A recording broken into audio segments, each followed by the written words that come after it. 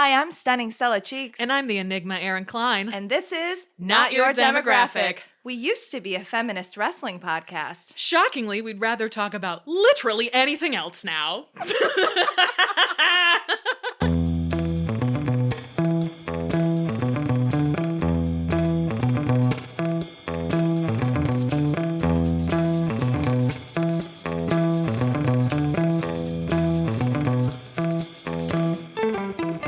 Welcome to the podcast. Hello, everybody.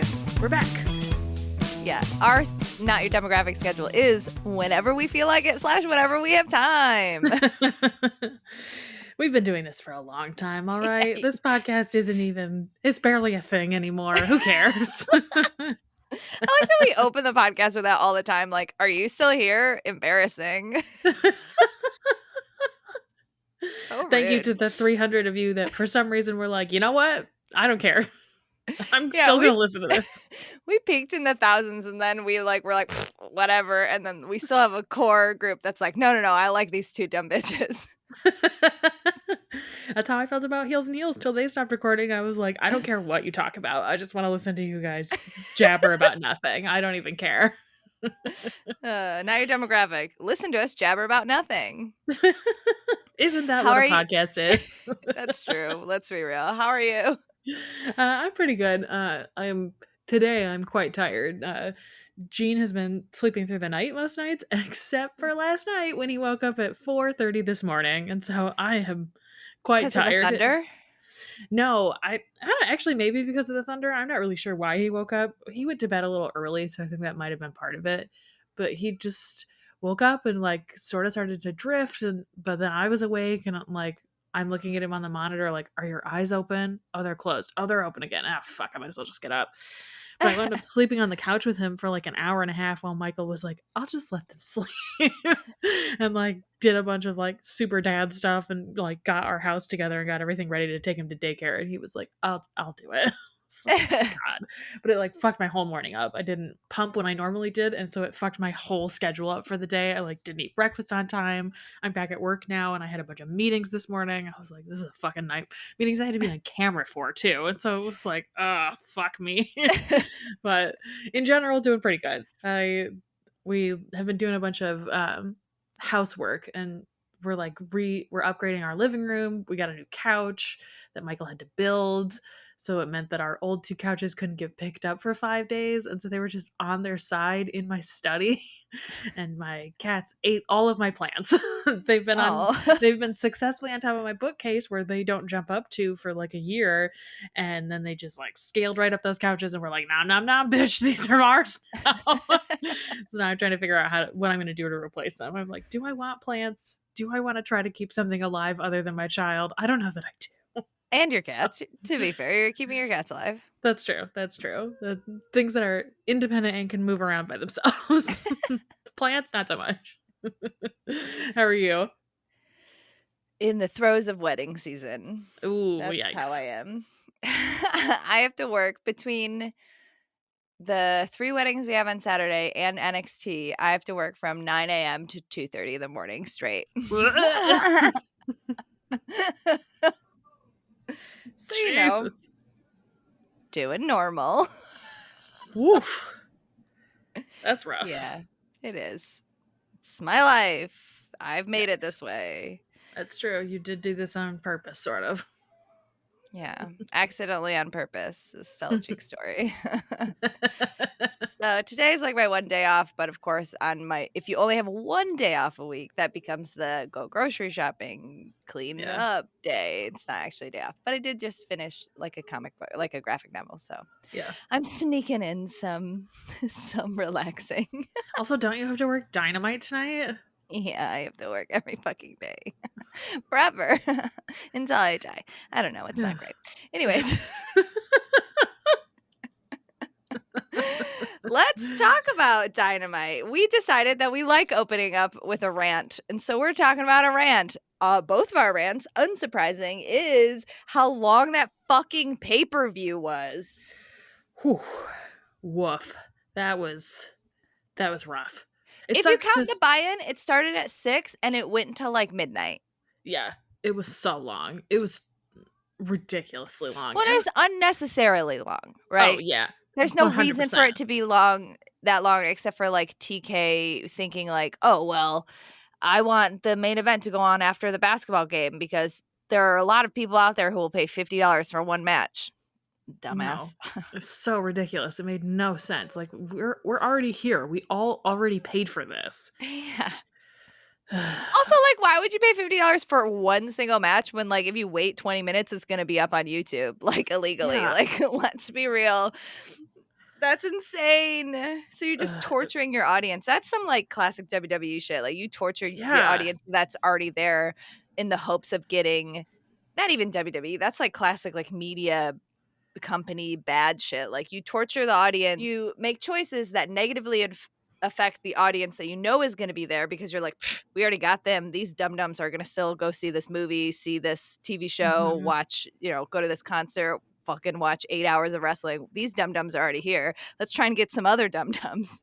For real. It's like you fuck over the people who are there for possible potential other people to show up. I'm like, okay, I guess I get it, but also fuck off. Like Michael and I were like, I mean, we're also new parents and like we never stay up that late ever anymore. Like the second Jean goes to bed, we're like, all right, we got 30 minutes, time to get into bed. And like we stayed up Jean was in bed for almost 3 hours, but by the time we were in bed, and we were like, that was a mistake. We should have stopped watching right before the women's match and just saved basically a whole pay-per-view for the next day. Well, and the thing that's crazy too is that like it's hard to complain about it a little bit because like from the women's main event or the women's championship match to the end, those 4 matches fucking ruled. All 4 of them were really good, but they suffered in many ways even though I think that all 4 of them did a good job getting the audience back, but they suffered because like the pay-per-view started really strong and then just had a slump of a middle and then had a really strong ending. But that slump of a middle, even the like quote unquote good stuff was still like, not good Yeah. and Yeah, didn't it need to be was. there. And like I need to go back and rewatch the tag match and the fucking men's championship because I feel like I absorbed none of it. I was so tired by then. It felt like I was barely paying attention. I was literally only on my phone. I was like, I'm just going to engage with people on Twitter because I'm having more fun doing that Yeah. than I am trying to pay attention to these matches because I'm so fucking tired. It was really rough.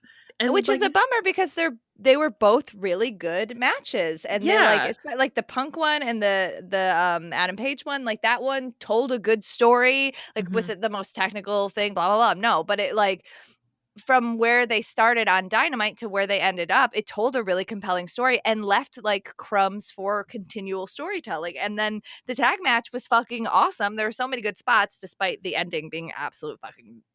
I don't understand I that. don't get it That's the either. wildest booking choice, I think, the whole night. Like, why is Jurassic Express still the tag champs? It doesn't make any sense. Anyways, but like No. those matches were really good and worth watching. They're worth going back to watch. But it sucks that like you're not the only one that I know who was drifting. The only reason that I wasn't really drifting is because I like kind of have to pay attention in a different way. But even near Right. the end of the night, I was like, I have nothing else to say. Right? Yeah, it was really rough. I feel like the only reason Jurassic Express won is because they're like so slow burning Christian turning on them, and it's like just pull the trigger. And like They part of didn't me, need to slow burn it. They set it up though. I Like it know, would have made sense if the turn just happened then and like the tag division Jurassic Express phenomenal wrestlers. I'm not shitting on them at all, but like they're more compelling in their storyline with Christian where like giving the tag titles to truly either of those teams yeah, makes so much more sense.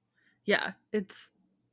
I feel like the only reason like that I could really argue for Jurassic Express keeping it is because of those 3 teams. They're the only like quote unquote real tag team. The other ones are 2 singles wrestlers shoved together into a tag team, and like Ricky and Hobbs less so because they're part of a stable together, but like Swerve Keith and Lee Lee and though, like they I make a guess great tag team, but but they are they have a history of tagging on the indies. We saw them tag a bunch on the that's indies. true. That's true.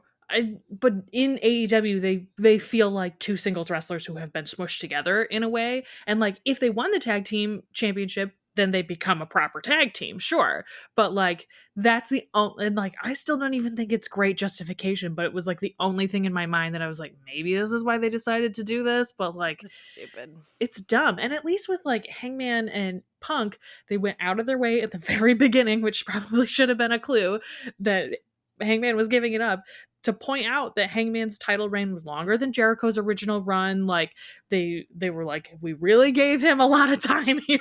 Like we're not just yanking this title away from him. Like at least they went out of their way to like set up for the fact that this was going to change.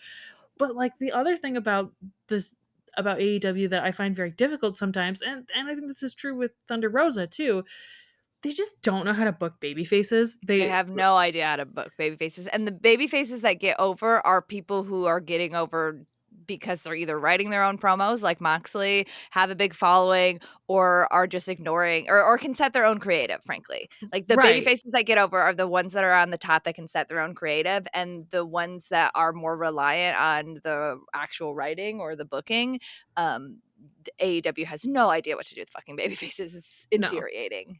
I mean, I don't even think that's necessarily to be fair, I don't really watch WWE ever unless I'm at your house and like forced to watch it basically.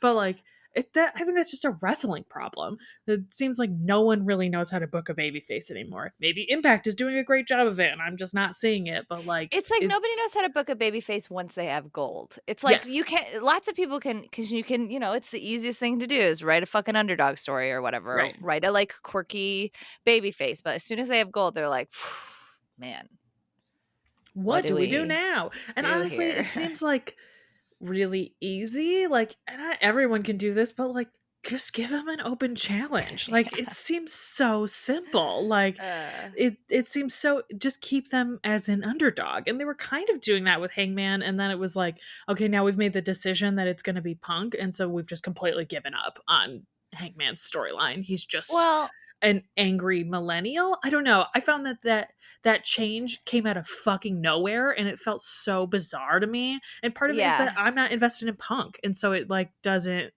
I wanted Hangman to be champ as long as possible. And so I totally understand why they put the belt on Punk. I think ultimately it's a good idea, but it just felt like, where the fuck did this come from? Where did this I'm protecting it from you thing? It was like he faced MJF, who he was the good guy until he went to Long Island, and then all of a sudden Long Island turned him into a heel. Like it just felt so bizarre to me. It was very weird.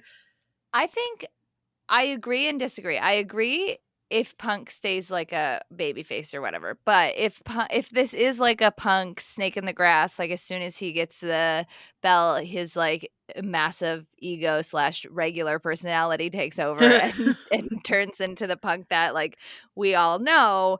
I think then that is good booking and storytelling because then you look back on it and be like, oh, these weren't heel promos from Adam Page. These were like impassioned babyface promos that were like, no, you guys don't understand. This guy's the bad guy here, and none of you are listening to me. And the fact that Hangman Adam Page had the chance to hit Punk with the bell and be a capital H heel, and then didn't, and that ultimately led to him losing. I think will lend itself well to the storyline if Punk becomes Punk.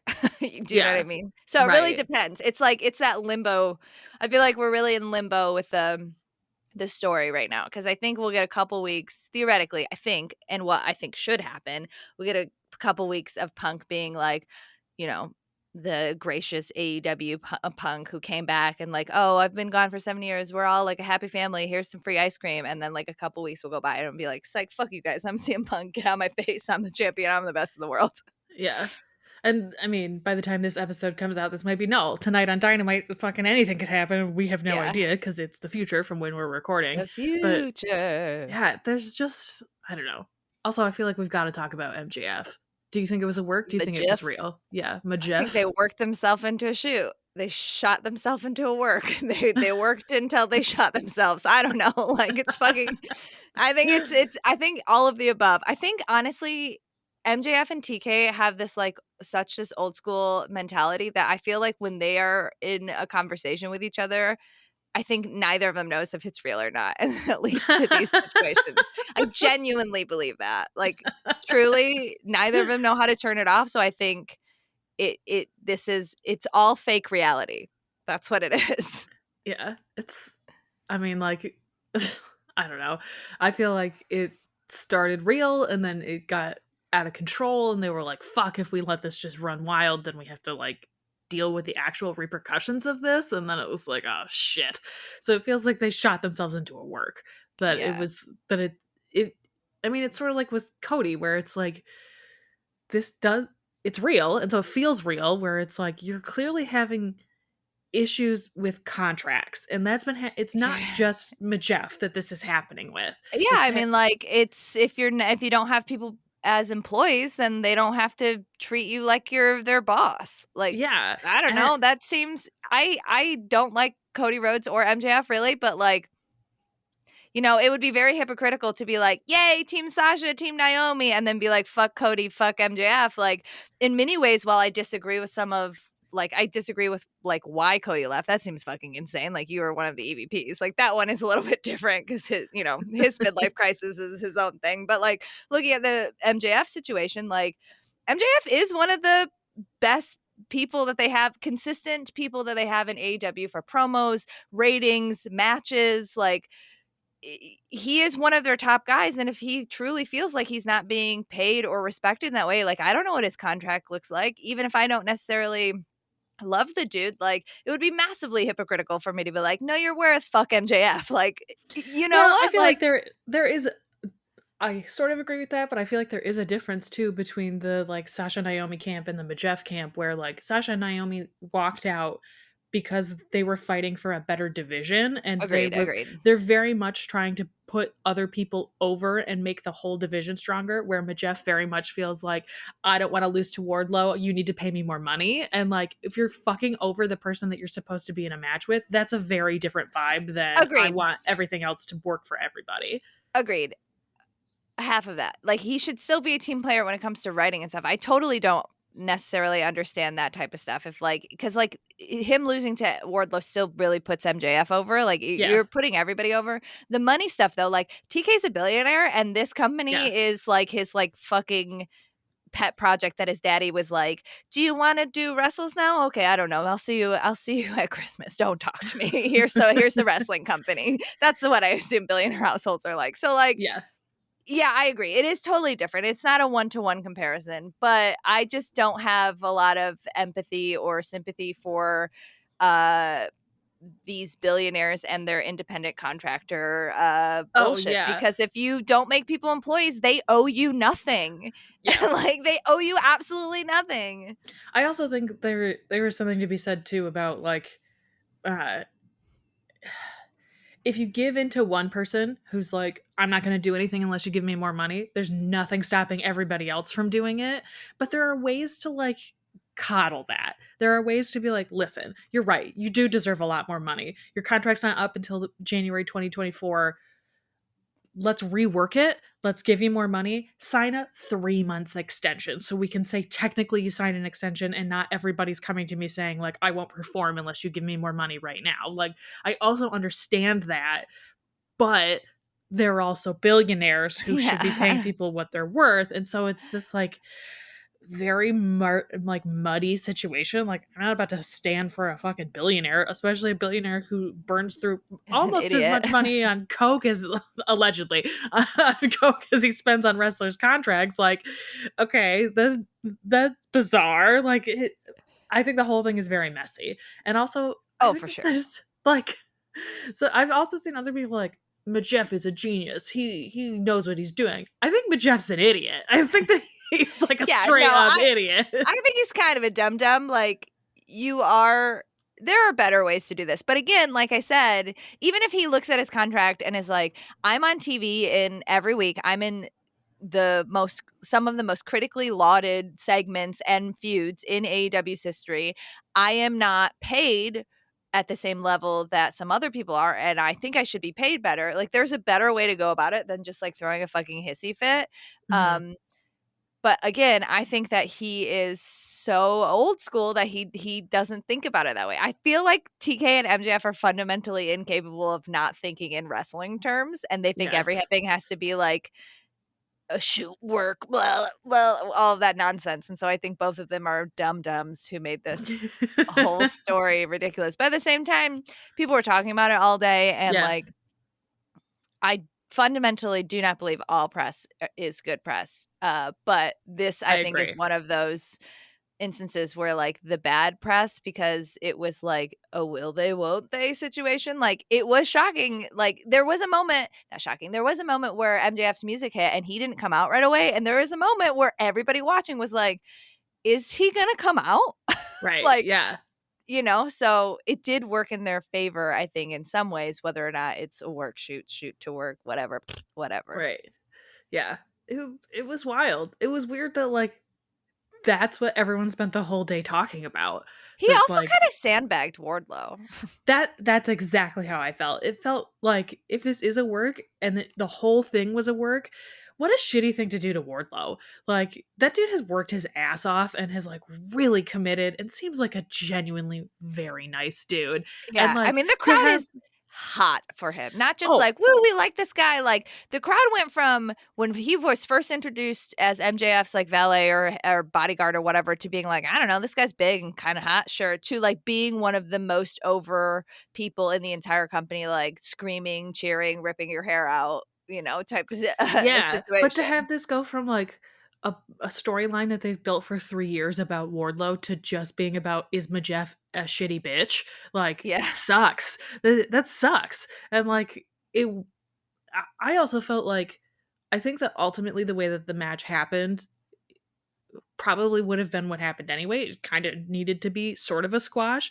It also felt to me like Majef put zero effort into Well, that match, that's what I fucking meant about whatsoever. sandbagging. Like, yes, he, like, storyline sandbagged him near the end, but, like, those power bombs were bad, and not from Wardlow's perspective. MJF kept putting his elbows out and, like, not flat backing, and also, like, looking like a fucking sandbag, and, like, Yeah. Wardlow is strong enough that he could deal with it, but, like, it was just, like, him throwing kind of like a petty fit, it felt like, in Yeah. the ring. Yeah, exactly. It was just like, really? Are we really doing this? Like that's the other thing Oh, about yeah, he's I feel definitely a like little bitch. yeah, that's part of why I think Majef is kind of an idiot too, because like if this is all fully real and it like they had to like work it into a work or whatever, you just took away all of your bargaining power.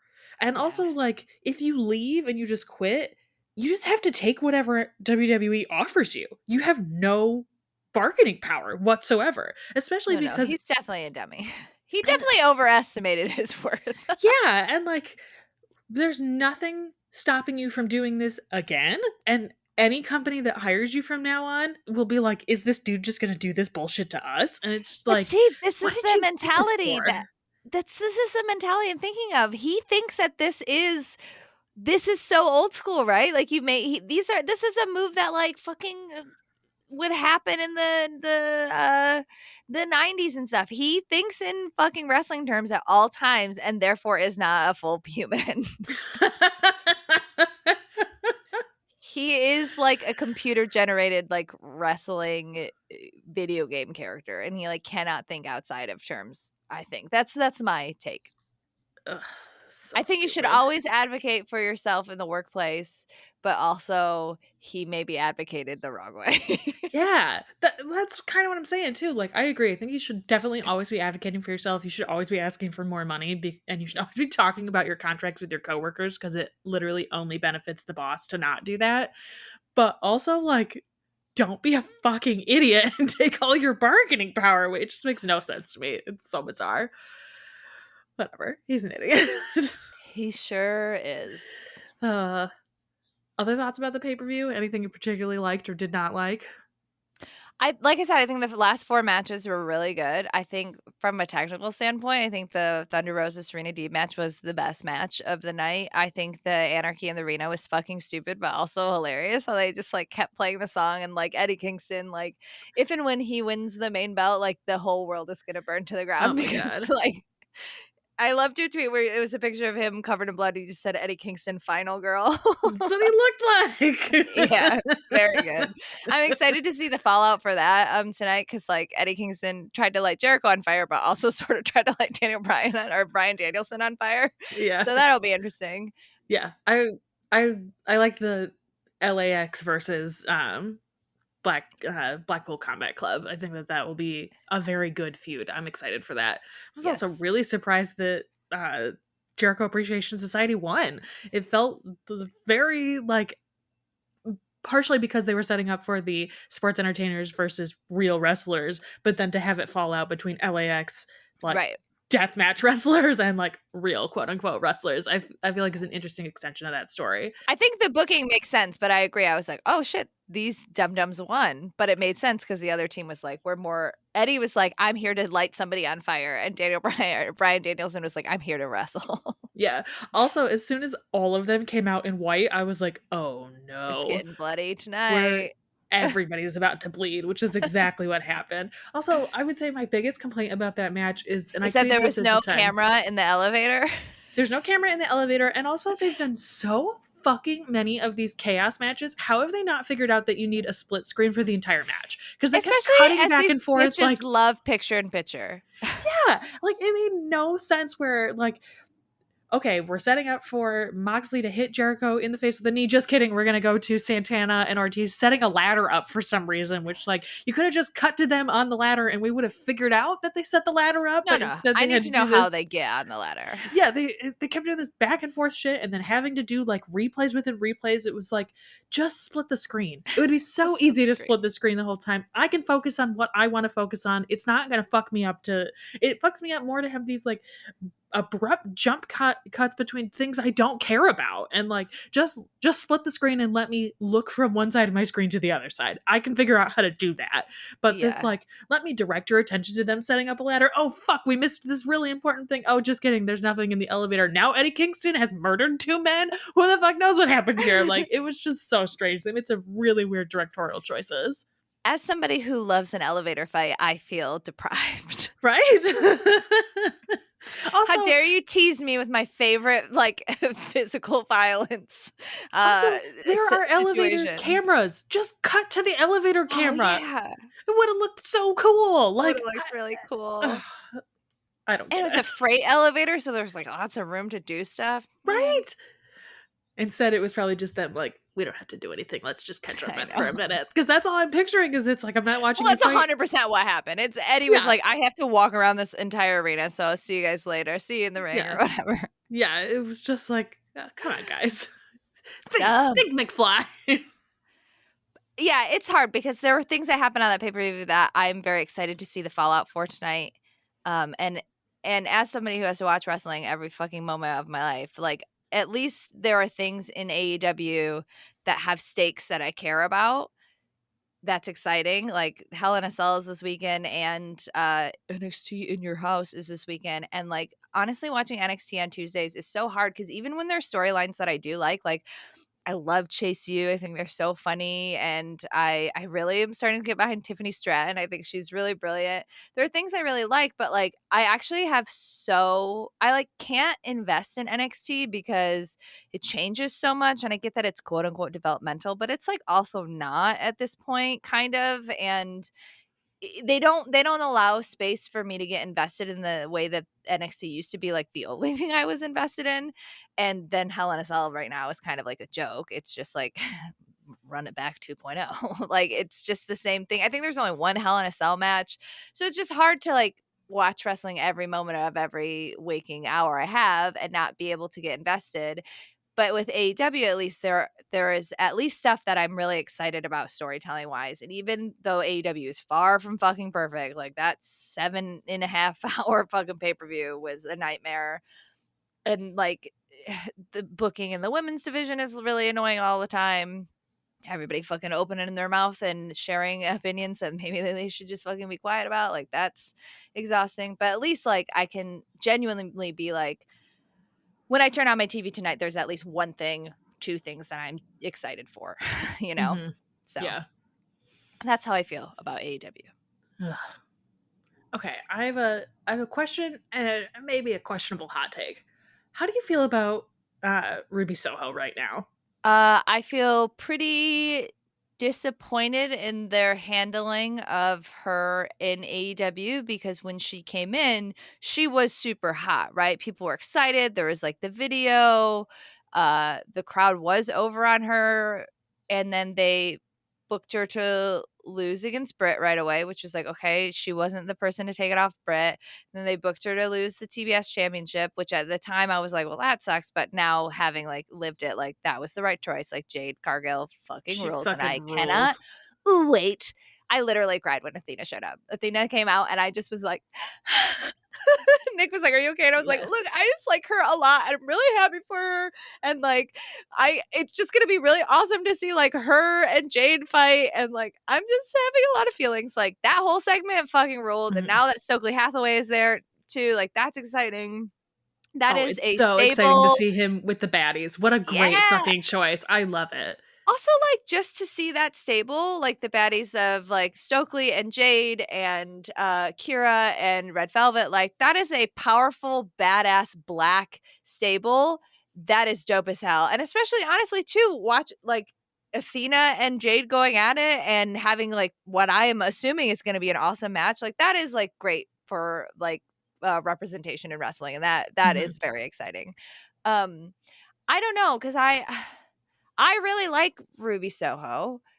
I like watching her wrestle. I've literally watched her wrestle since like since she was Heidi Lovelace. I have a lot of personal attachment to her, and part of me blames the booking, but also like part of me thinks that she sort of doesn't fit in AEW. But I also want her to have a successful career. I don't know. How do Hot you feel? take, I think WWE ruined her. I think that because I agree, I loved her as Heidi Lovelace. I was so excited when she came to AEW. She doesn't feel genuine anymore. I feel like she feels like she really internalized the sports entertainer of WWE, and I think it's probably because they fucking beat that into her head in order to make her even semi-successful in WWE as she was for a while. And Yeah. now all of her promos feel very heavily scripted, even though they're probably not.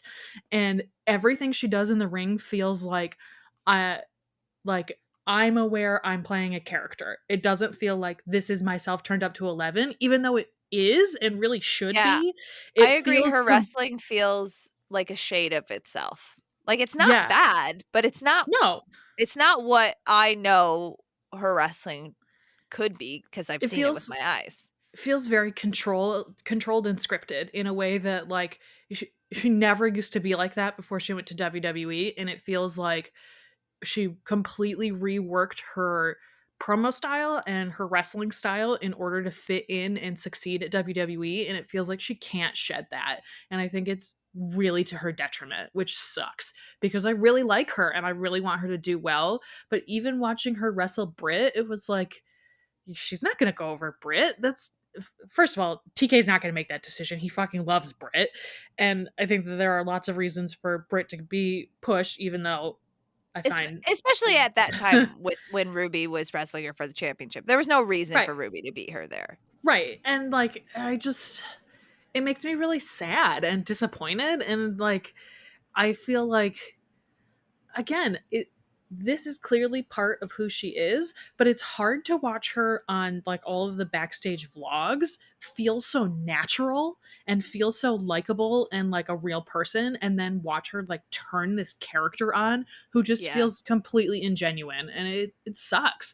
And like I really want her to find her groove in AEW, but it's just not happening, and it sucks. Like I'm fucking tired of Britt. I like Britt is the absolute quintessential. You've driven this character into the Yep. ground. Like 100%. they kept her as the champion for too long. They let her smell her own farts for too long. It's just like you didn't pull the trigger on her versus Jamie Hayter soon enough. Like it's the same fucking problem that happened with Julia Hart, where it's like you set this shit up and just pull the trigger. Just fucking Right. pull the Like trigger. they You've got did pull the trigger, but they pulled the trigger a couple weeks too late. Like I'm still excited about it, but like It's like they don't know when their climax is, because they did it with Yeah. Britt and Thunder Rosa, they did it with Julia Hart, they're doing it with Christian and Jurassic Express, like, there comes a time where there's a natural, like, Right. end or a natural, like, "Here's the climax, and then we can, like, move on," like, they don't seem to know when that is ever No. in Which AEW. is it's weird because they only have like 4 pay-per-views a year. It feels like it should be kind of easy to sketch that shit out. and Yeah. yet, and yet here we are. They don't know how to read the room, man. No, not at all. It's fucking weird. And it's weird because I also feel like there are times where ooh, yikes, mouth slip. AEW is really good at just listening and giving people what they want, but then there are times where they're like trying to independently build these stories and they just don't know when to listen and when to like just let go of things. Yeah, It's that's the thing, they don't know when to let go of things. They're really good at giving the people what they want in terms of, like, big moments and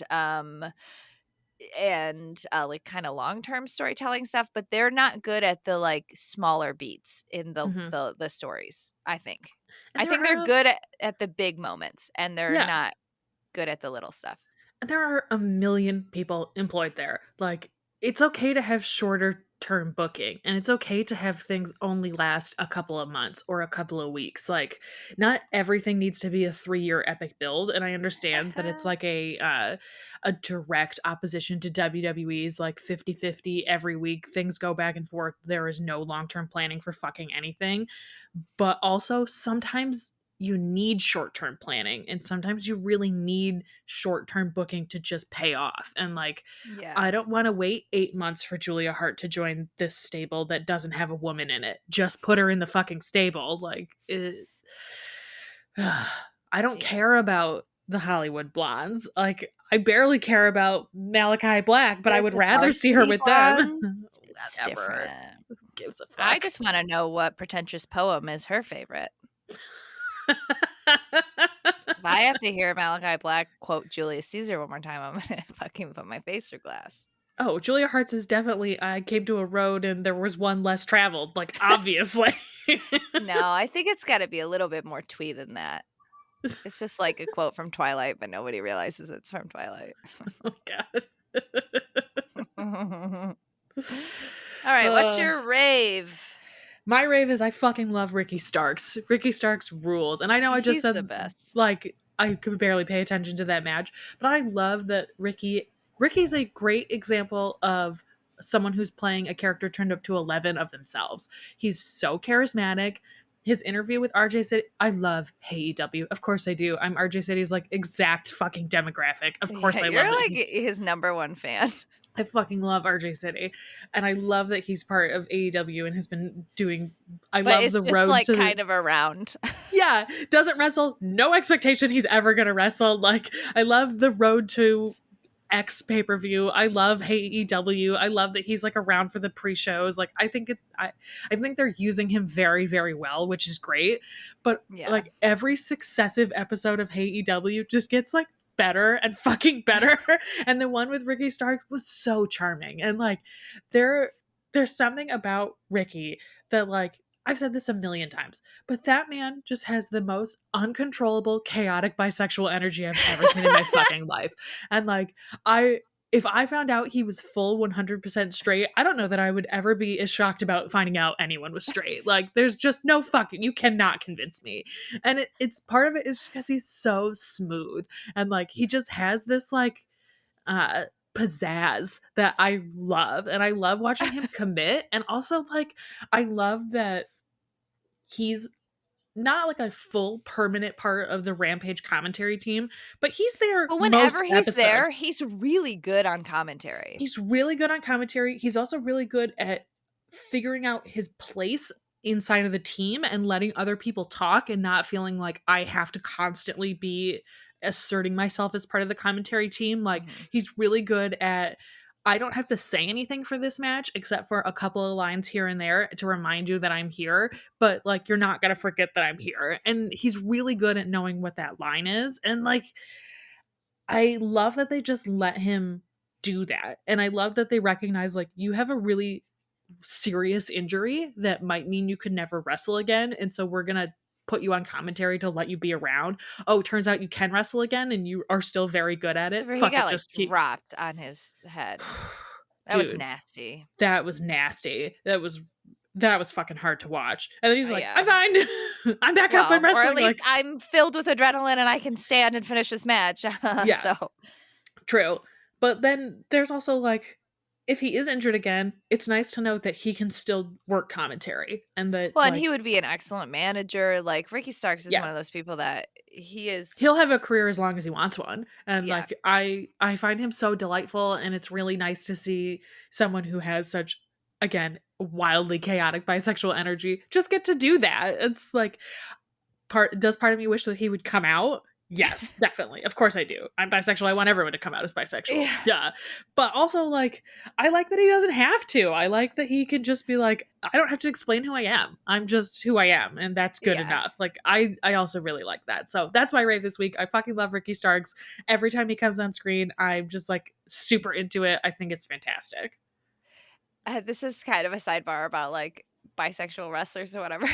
Nick, I swear to God, every time somebody comes on TV, a woman specifically with like fun colored hair, he's like, "What do you think? You think she's bisexual?" And I keep being like, "Nick, do you just think any woman with colored hair is like a non, like a pink or a blue or whatever? Do you think any woman with like fun colored hair is bisexual?" He's like, "It's not a bad system." Do they have fun colored hair and they sit in a chair weird? Bisexual. Those are the rules. It's like, it's not a bad system. Because who came out? It was somebody on the pay-per-view. And I think it was Ruby Soho actually. And he was like, "What do you think, bisexual?" I was like, "I don't know, Nick. I don't know." And he was like, "No, it's not a bad guess." It's like, okay, so you guessed my sexuality and now you're like, you think you're some kind of like bisexual like radar or something. It's like, yeah, duh. That's It's the deal. so funny. So funny. What's your rave? So I read this book. Okay, it's like a rave within a rave within a rant within a rave. I love going to my library. Obviously, I go at least twice a week, and my library is small, but it is. The librarians there are really friendly and helpful, and they do a really good job of. There's not like a lot of room to do displays and stuff at my library, but each of the stacks have like end caps, and they put books on the end caps, and I think the books that they put out there are really good and interesting, especially because they can't put like the high rotation ones out because they're literally in gone, demand. yeah. But one time I was at the library and I like looked at the stacks and there was this book called Wallet Activism by Tanja Hester. And I had never heard of that before or heard of her. And obviously, a fundamental tenet of this podcast, we've said it for years, is vote with your money. And, the world, it feels really fucking overwhelming a lot. And it can feel really like hopeless and blah, blah, blah. And so this book caught my eye and I got it. And it was really, really good. And I really, really recommend it to everyone. Whether like I listen to an audiobook form, but I'm going to buy a version because I do want to support her, but I also want the resources and the links and stuff. But the audiobook version is very, I think it's a good way to read it because you can hear, she narrates it and you can kind of hear her thought process. But again, I think you can get a lot of the resources on her website, but it's something that I definitely want to have. But it was just really great because it's very, very intersectional. It is her talking about how to spend money ethically across a bunch of different avenues. It is not shaming in any way. It is very realistic. It is her basically being like, look, capitalism, not great. We live in a capitalist society and there is nothing we can do about that in this moment. But there are a lot of things that you can do and choices that you can make. And here are some steps to do that, to like live more ethically. And one of the fundamental tenets in it is like this buzzword of like being a conscious consumer. She's like, I don't like that phrase because that's still a really capitalist phrase. Like we still want you to buy stuff. We just want you to buy stuff in a like, buy quote unquote this piece ethical of way. Yeah. buy this piece of clothing that was made ethically, even though you don't actually need more clothing, Mm-hmm. things like that. So it does a lot of stuff about climate, obviously, and consumerism and overconsumption and things that I wouldn't have that I didn't even really think about, like, oh, I want to upgrade my home to be more energy efficient. If I get rid of all of these appliances and they go to a dumpster and I get all of these quote energy efficient ones, what are the tests that these went through to become energy efficient? And is the waste that I just created uh more toxic than the like energy that I am saving by like Mm-hmm. buying these quote unquote energy efficient things like that. Like one of the tenets of the book is like, what is the actual cost, right? So Mm-hmm. her example is getting a a paper notebook. Okay. So a paper notebook costs like $3 to $5. Well, here's the whole process of how to make it. And here is the like chemicals that like go into the atmosphere and into the workers. And here's how you recycle that and how part of it's not recycled. And also like recycling is kind of a myth. And like, so she's like, so yeah, this costs $3. And I'm not saying that you can't buy it because you might need paper sometimes. But when you buy things, think about what is the Mm-hmm. real cost of this? Or another example, like, I'm not telling you to not eat avocados, but the difference between eating an avocado that's in season that comes from Mm-hmm. somewhere semi-local to you versus eating an avocado out of season that gets shipped across the world, that gets shipped in an airplane that is the most like carbon Right. heavy thing, like that is a different choice, right? Mm-hmm. So it's just a lot of really practical steps of making better choices and just kind of asking questions like, what is the actual cost? Is it too cheap? Why is it too cheap? But Right. also really talking about like, you can't be like, well, I'm going to live a zero waste life because I have the money to do that and I have the Right. privilege to do that, and then like looking down at people who don't have the money to do that. So it's like, I can afford to maybe not go to McDonald's all the time, even though it's cheaper or it's cheap and easy and convenient. Other people maybe can't afford to do that because like Mm-hmm. it is cheap and filling and whatever. But if I go less, then that like mitigates some of the harm. Like you can't, Mm-hmm. because I think a lot of the ways that we think about pollution and stuff is like, well, we all got to fix it now, so none of these countries that are industrialized, like, they get to get like fucked over. And Mm-hmm. the thing that I really like about this book, I know I'm kind of rambling, it was just like a lot to take in, but it is super intersectional. And like the first part is really about consumerism and environmental stuff, but then there's a big section about like buying homes and gentrification Mm-hmm. and getting involved in your community and how you send your children to school and reallocating your resources if you come from generational wealth, like how you can give that, giving to charities. There's a section about like giving money and how and the good things and the bad things about like philanthropic work and Mm-hmm. how to get involved in politics. So it's really not just about anti-consumerism and stuff, but it's like, how do you invest in a way to like make your life better but to also invest for a better world? And like, yeah, it takes a lot of time to like think about that stuff and research, but also it builds steps to be like, you just do a little at a time, and then you don't even have to really ask yourself these questions anymore because you're like used to it, right? Mm-hmm. um and I don't know, I just really appreciated this book because I felt very, overwhelmed and hopeless a lot. Like, I talk about like, I'm just a little frog sitting in the pot waiting for it to boil over, and the like gun Mm-hmm. control stuff and the election stuff and the abortion stuff. I see you're wearing that shirt. I also bought that shirt Yes. and bought it in Abortion the is blue. healthcare. So it made me feel good to read this book because it felt like these are actionable things, but it also didn't make me feel super overwhelmed. Like it did at times, but also it meets the reader, I think, where they are. It's Hmm. not shamey. It's pretty intersectional. It keeps talking about like, this is a lifelong thing. You have to continually ask questions. Sorry, I wish I could give you a black and white answer. The world is not black and white. It takes You have to be a part of the system Right. to change it. Which I don't know. It was very good, and I think that everybody should read it. So read that book, Wall Activism. And if you feel hopeless, that's okay because you're only one person, but one person can make a difference.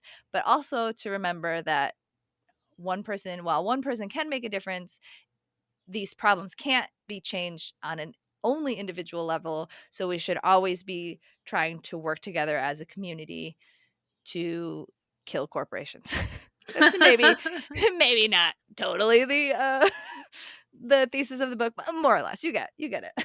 Yeah. We're millennials. That's what we do. We kill industries. That lives in our bones. I would love if that were actually true. I know. Really, why millennials kill industries is because we're poor and we can't afford things, and so we accidentally kill things because we're being systematically pushed down by our low wages that have lasted our whole lifetime. Which are still like top 2% of wages in like the entire world, which is also like some of the statistics in that book are like very upsetting, especially when it comes to like clothing. That thing, like that's something that I've been thinking about more too, but like also, you know, when you donate clothes, a lot of clothes don't like they also get reallocated and sent to like third world countries where like they don't want them, and like a lot of what you donate, just like when a lot of what you recycle is like wish cycling. A lot of your donations are like donation wish cycling. And yeah, it's a lot to think about, but it's important stuff to think about. So I recommend that book. And I also recommend using your library. Libraries are cool. I can't believe I didn't use them that much. I love them. I'm obsessed. Yes. It's also a way to reduce waste. Yes. Libraries rule. They're the best. Libraries rule. Oh, hey, we love libraries because we love books. What books have you been reading? Seamless transition. We talked last time about how I was like excited to get back into reading comics. I could like feel that was coming. Yes. I've been reading a lot more comics. I've been requesting a bunch from the library. I am going to make you a list of Jeff Lemire comics. I have not forgotten about that. I was going through my big book of books, so I will get that to you sort of soon. One I can think of off the top of my head, a graphic novel I think you'd like, is called The Underwater Welder. It's very good. Also, his whole Descender series is really good. Yeah, Descender is on my list of things too. I think you'll really like it. It's very good. Okay, so one of the ones I read is something that you loaned me. It's called Lore Olympus by Rachel Smythe. It's very fucking good. Yes! I read volume 1. It's a web comic, so you can catch up and read a bunch of it. But I was reading. You can read it on Webtoons. It's on Webtoons. There's 196. I'm at like, I've been slamming through them this week specifically. I'm at like 130 right now. It gets so good, Erin. Well, part of what I really like about I thought about going through and reading them online. I'm really bad about doing that. I fell off with questionable content after reading it for like a decade because I was like, I just cannot keep up with a daily comic. My brain just doesn't work that way anymore. But part of what I like is her author's note at the end of volume 1 of the collection is that she was like, I went through this with my editor and we like refined it. It's not exactly how it's printed online and how it was released. She's like, I reshuffled some stuff. I like redid a couple of these. There are some storylines that I've like refined. I've taken some things out. I've put some things in. Like, so I like this presentation of this is my final vision for this. This isn't just I have to produce a comic every single day and sometimes you're gonna get filler. Like I like that it's not every day, but yes.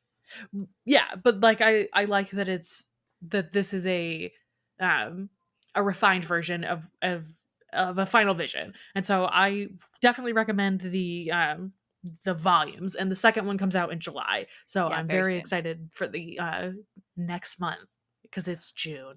Yeah. Did you know that it's June? I did. Happy June 1st. I recommend doing both. Fair enough. That's fair.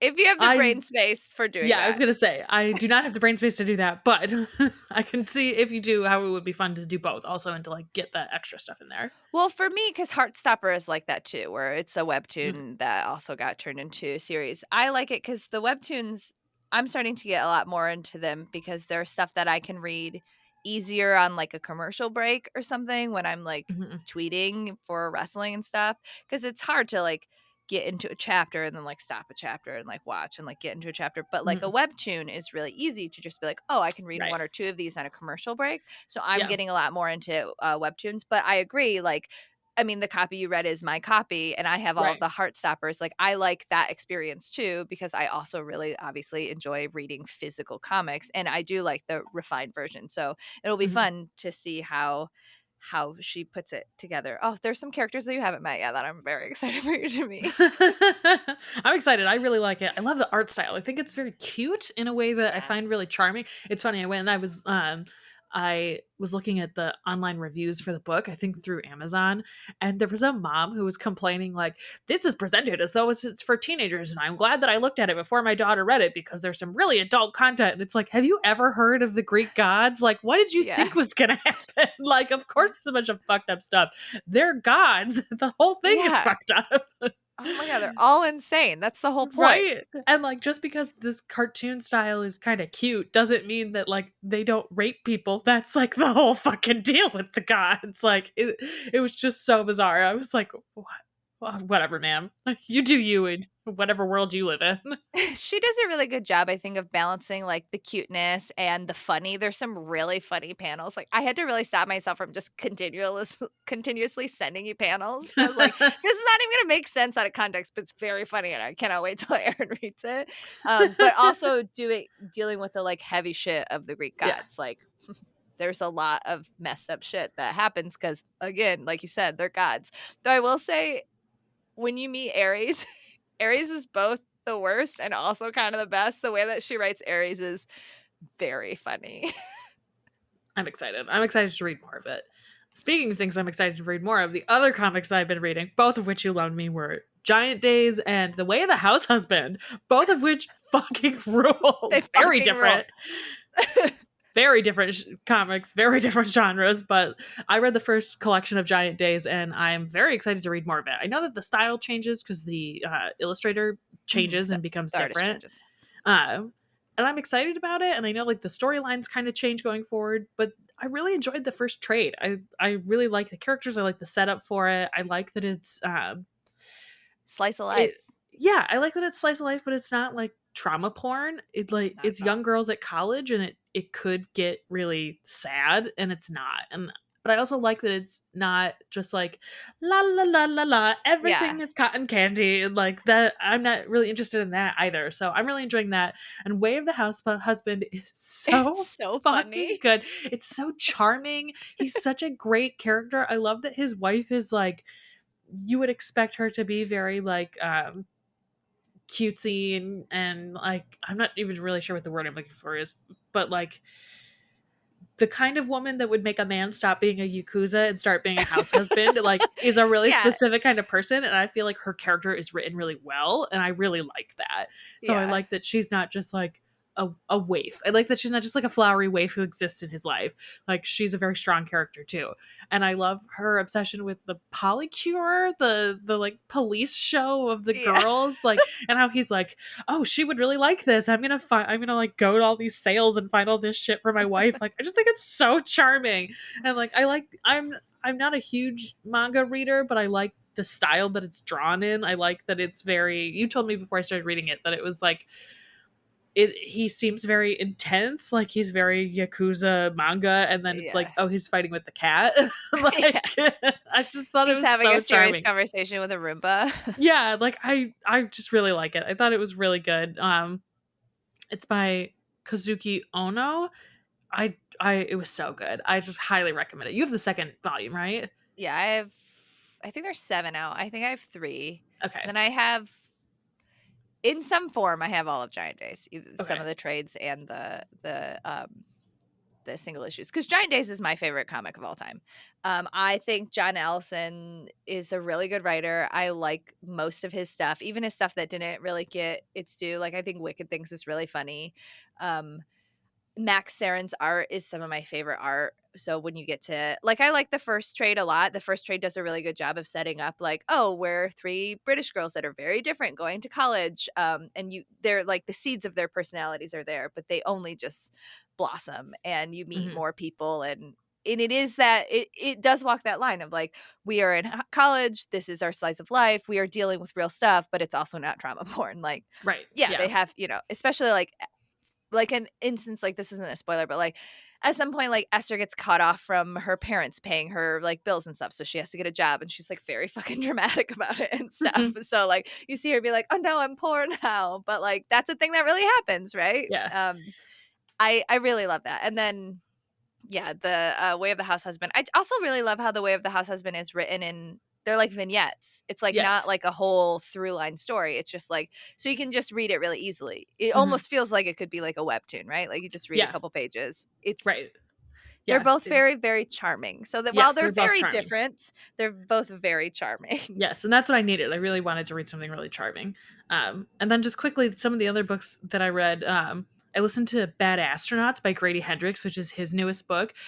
It was originally released as a sort of like The Martian, Andy Weir's, when it was originally released online as like a serial.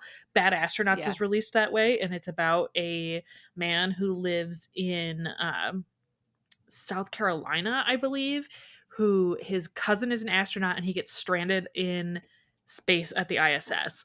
And because he's stranded there, there's like no plan to rescue him. And so his cousin, who was an astronaut and burned out basically, is like, we're gonna build a fucking rocket and I'm going up there to get him. And so he it starts off that he goes to a graduation ceremony and he's like, none of you fucking kids are ever gonna do anything in your life. I'm drunk, I don't give a fuck, come build a rocket with me. And they all like freak out, like throw chairs at him and shit.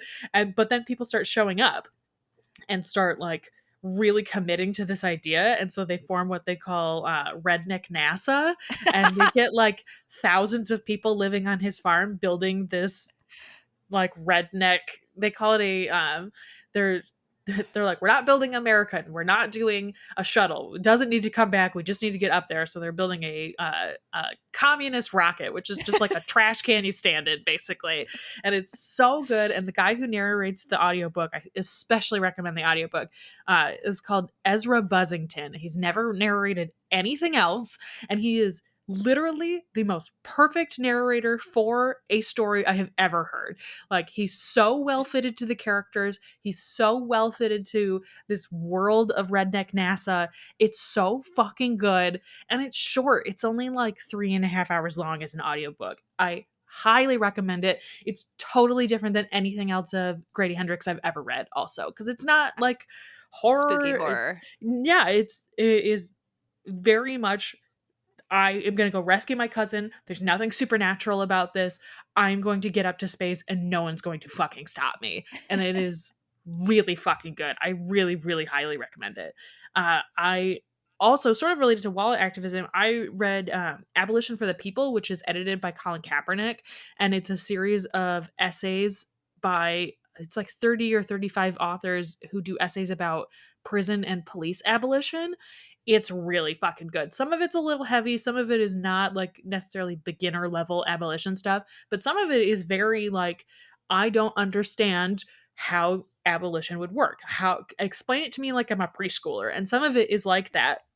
And some of it is like, first person, here's how I've been affected by like e-carceration, like oh my god, what are they called? The anklets that you wear when you get released from prison.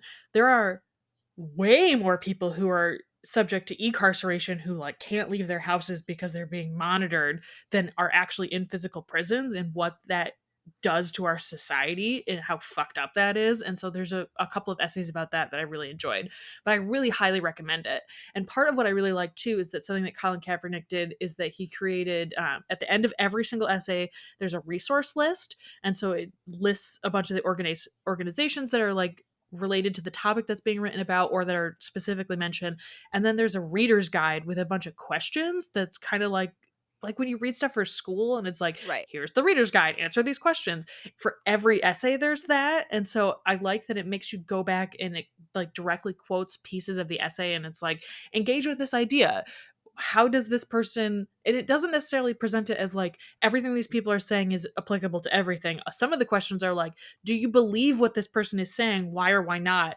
Can you list examples from within this essay that you connect with or that you think disagree with this person's point? And I thought that that was really helpful, especially for people who haven't done a lot of engagement with prison and Or police like critical abolition. thinking.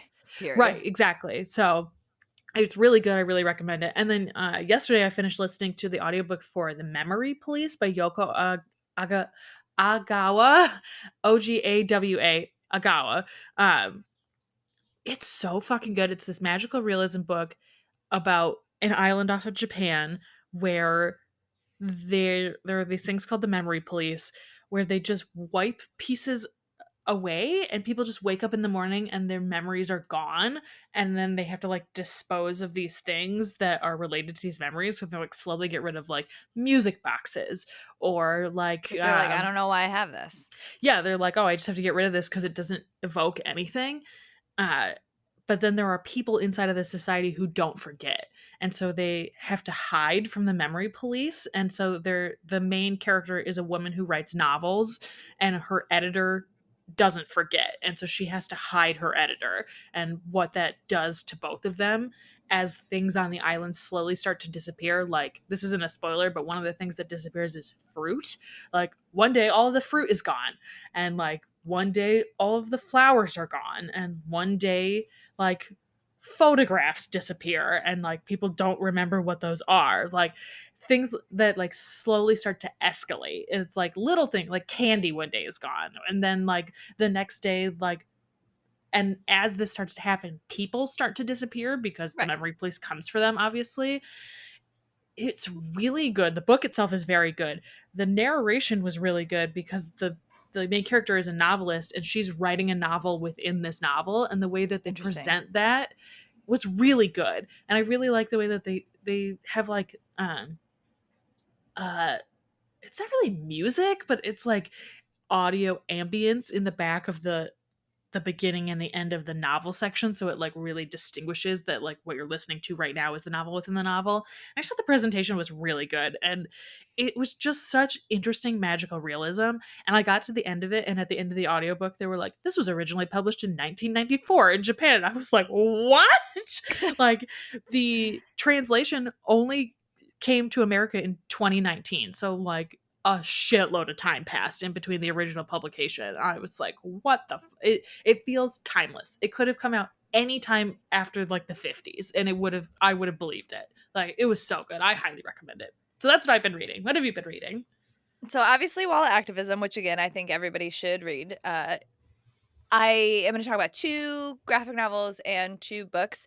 The first, so I've been working my way through the DC YA graphic novels. I think it was originally called DC Inc., but then they rebranded because blah, blah, blah, blah, blah, blah. Stupid, dumb stuff. The 2 that I've read so far that I just cannot stop talking about or thinking about, and that I just want everybody to read, especially if you like these characters. The first one is called Harley Quinn Breaking Glass. It is so good. I got it because I'm working through all of them. I probably would have picked it up eventually because I like Harley Quinn a lot.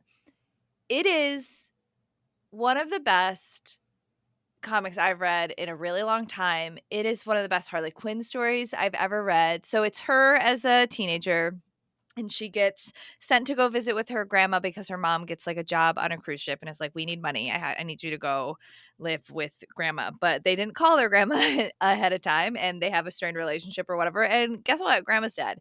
This is just a spoiler. So she shows up and is like, hey, where's this, woman? And the guy who's in her apartment now is like an aged drag queen and is like, oh, she doesn't live here anymore, but I'm not going to let you live on the street. So you live with me now. So Harley gets adopted by this like mama drag queen and who runs like a drag bar. So she gets adopted into this like multi-generational queer family. So obviously I'm on board with that. Yeah. And then she starts going to school and she meets Poison Ivy, who in this book is presented as a person of color and who is like the daughter of activists and like community activists. So she runs her like community garden. Their dynamic is really good. A lot of Ivy teaching Harley about gentrification and about like systemic racism and things like that. Because Harley is being presented as like, I'm a really poor like white kid from, a small town who definitely, has dealt with some bad stuff, but now I'm in the city and I'm seeing other people's like disenfranchisement and how do I help? It is just like a really nuanced book, but it also never and it's not a nuanced book. It's a book that deals with, like, a lot of different issues, but deals with it in a really accessible way for YA readers, but also an accessible way for somebody who is older, obviously, but it never loses Harley's voice at all. Like, it is still very much a Harley story, and, like, Harley's perspective and how she's walking through those spaces, and, like, you see how she gets from point A to point B. It's really good. It's so fucking good, man. It's heartbreaking, it's funny, it's not very long. Harley Quinn Breaking Glass, so good. The second one that I read is, Superman versus the Klan. It technically wasn't published as a DCYA book, but then was, like, republished and put underneath that umbrella because it is, for that age group. I think it won a bunch of Eisners. It is a retelling of the Superman Smashes the Klan radio play that came out way back when. And it is a retelling of that. And it's everything that you want it to be, right? Like it says it in the title, Superman Smashes the Klan. It's great. It is a great book to, I think, give any like I think all middle schoolers, especially if middle schoolers who like superheroes should read it. It's really good. But my favorite part about it was there's an essay at the end, and it is written for middle school readers. So it is like not hard to read, but I think that's a good thing. I think everybody should read this, but it is an essay about both the history of Superman, why Superman is uniquely qualified as iconography and like as a hero to take on something like the Klan, the history of like the Jewish creators and things like that. Mhm. It talks a lot about the history of the Klan in our country, some things that I didn't even know. And then it really talks about the Klan and racism and Asian Americans, and like internment and stuff, because the author and the artist are both Asian. And in the original Superman Smashes the Klan, and then in this retelling, it is a Asian family that moves into like a white town, and they're dealing with like Klan stuff. Um, and so it deals with how it deals with different types of racism. And even in the book, like there's a moment where like the Asian father like kind of isn't happy that he's being like helped by like black people, and the black people are like, there's literally a cross on fire in your yard, so like we're gonna help, but I guess we'll get off your property. And so like it deals with like different levels of racism and the intersectionality of that. And that essay was just like incredible. It really was. Just like how, racism hurts everybody, Mhm. patriarchy hurts everybody.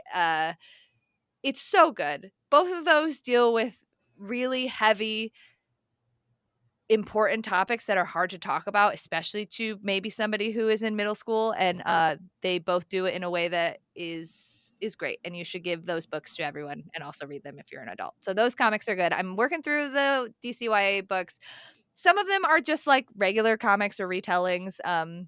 But a lot of them do deal with some heavy stuff, like stuff that teenagers go through. Like one of the Catwoman books deals with her being an unhomed teenager and like what that's like. So while some of them are just like, hey, I'm Mira, Princess of Atlantis or whatever, like some of them are dealing with some heavier stuff. That's like the Mira book deals with other stuff too, but it's not the best one. The two books that I read, and I did listen to them in audiobook form. One is called Cloud Cuckoo Land by Anthony Doerr, I think it's the guy who Mhm. wrote All the Light We Cannot See. I've never read any of the other books by him. I know he's like a Pulitzer Prize winner. It's hard to talk about this book because it's like it follows 5 different characters. It spans from like 14th century Constantinople to like in the future a multi-generational spaceship. And it spans this like giant breadth of time. But each of the 5 characters are dealing are around this like one story. It's like a lost Greek play that's like a comedy. So they're all kind of dealing with this one story. They're all kind of interacting with libraries. They're all interacting with kind of like an end of the world scenario, whether it be like Christians or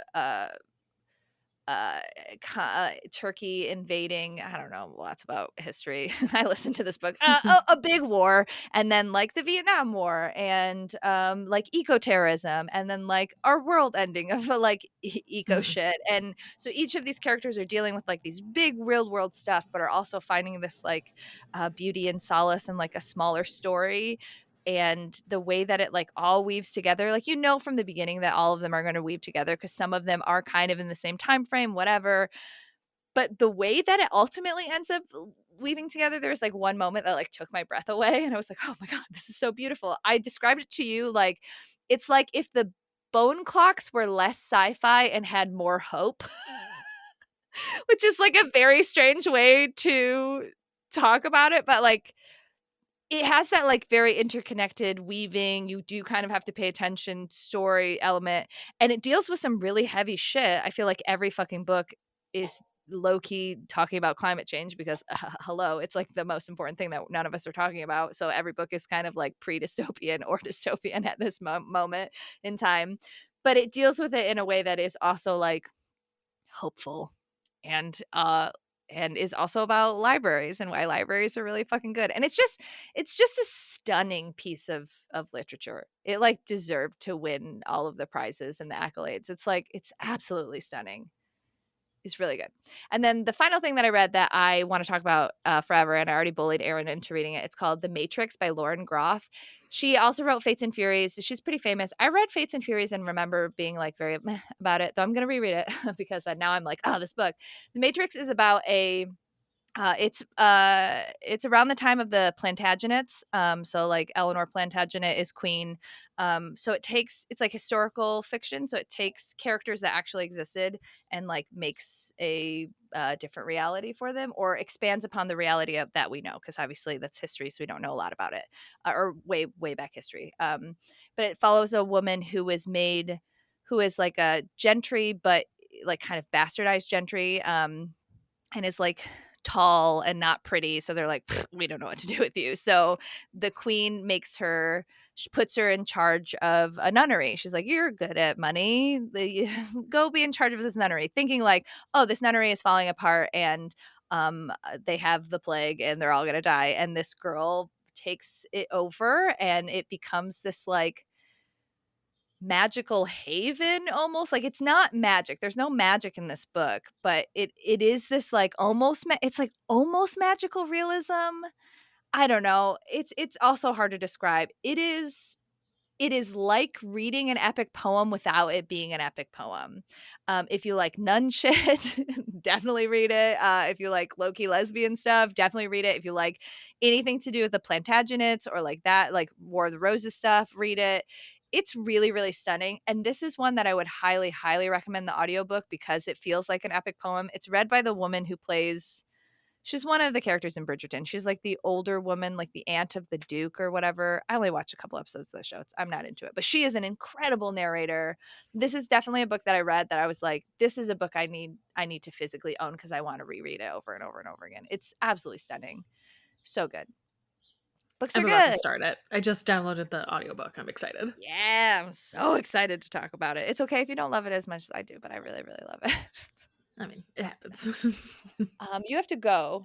I do have to go. So unfortunately, we can't do any stack of questions this week. We talked a shitload about wrestling, so congratulations. That's Yeah. The question is, yeah, we still do watch wrestling. Yes, it's true. We do. This is what we get when we record in the middle of the day. Woo, So all right. if you want to follow us on Twitter, I'm at Stella_Cheeks. I'm at NYD Urgency on Instagram. You can follow us on Twitter and Instagram at NYD Productions. Use the hashtag #NotYourDemoPod. I promise we'll get better at using our social medias someday. Someday. Well. You can join our community of Discord by subscribing to our Patreon, patreon.com/NYD Productions. You can get in for as little as $1, as many as $1 million, but that gets you access to extra content like extra podcasts and watch notes and things like that. We just wrapped Extrex season 2, so we're going to have a lot of extra Extrex content, i.e. Stella gets to watch Mitch Pileggi in more episodes, and I make Woo! Erin watch a bunch of Star Trek movies. It'll be fun. But that gets you access to our Discord where we have a book club. We have a new Trek channel where we talk about all the new Star Trek. We talk about politics. We send endless amounts of memes. It's very fun. And you get access for only $1. Woo! And you can also send us an email if you want with book recommendations, I guess. I don't know. Why do people send us email anymore? I have no idea. No one does. Good. And notyourdemo@gmail.com. Other things? If you do happen to be one of those listeners who listens to this podcast and X-Tracks, just a reminder that we're going to be recording our X-Tracks season 2 wrap-up soon. So send questions, thoughts, feelings. Tell Erin how Millennium doesn't count as a failed spinoff in emails. You can email that at xtrackspod@gmail.com or nydproductions@gmail.com or notyourdemo@gmail.com. Look, whatever. We have a million emails. A lot of emails. just come talk to us. Give us your feelings. We love that's feelings. All right. I don't remember what our sign off is. Congratulations. I don't know either. You survived? You survived. We Yay! did it. Congratulations. We remembered. You survived. All right. Congratulations. We remembered. All right. Fun at your meeting for your real life job. All right. All right. Okay, cool. I'll talk to you later. Bye.